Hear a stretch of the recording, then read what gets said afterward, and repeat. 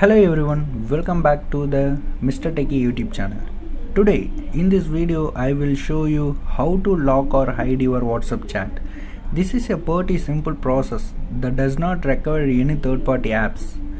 First to open your WhatsApp, then open the chat whose chat you wish to hide or lock.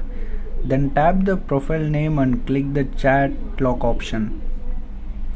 If you like, you can now learn more about these new features in depth. After reading this, enable this feature and scan the fingerprint or enter the password or set the pattern. This view option allows you to see the locked chat.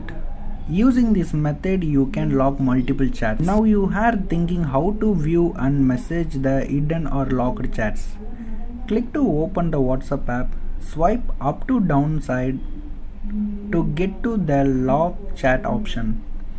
Then tap the locked chat option and enter the password to view the hidden WhatsApp chats. I hope you found this video useful. Please subscribe to this channel for more technology related stuffs.